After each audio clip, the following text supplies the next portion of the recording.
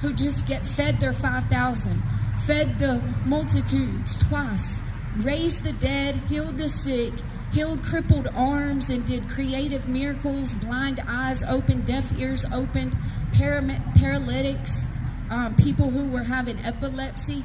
He healed them, and they murdered him. They hung him on a cross.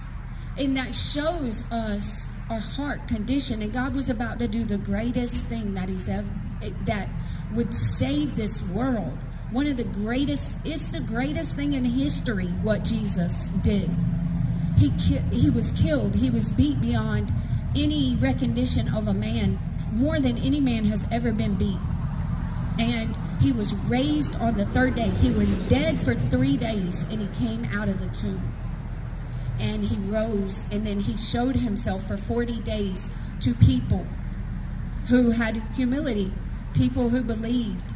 He showed himself to the humble, not the Pharisees, not the people yelling crucify, but the humble.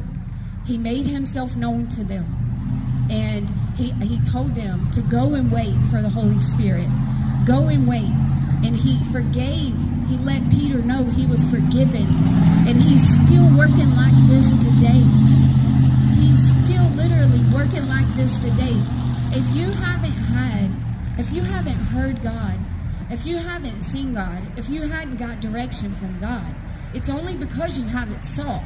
Because God is still speaking.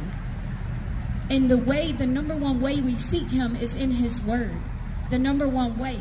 So God wanted to do something way bigger. He wanted to raise Jesus from the dead. And then he wanted to appear to Peter, who had denied him 3 times, cut off the man's ear, told him he didn't have to go to the cross, who he said, "You're Peter, and on my church, I'm going to build this rock, and the gates of hell shall not prevail."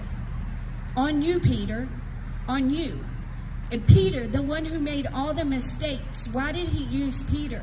So nobody can get the credit. He uses uneducated people. He uses people with bad past. He uses Mary Magdalene, who had 7 demons. Not the people who were waiting in line to be the next high priest. Not the know-it-alls, but the humble, the childlike, the pure in heart. Because these are the people that God can use. This is the prerequisites to receive God, to receive Jesus.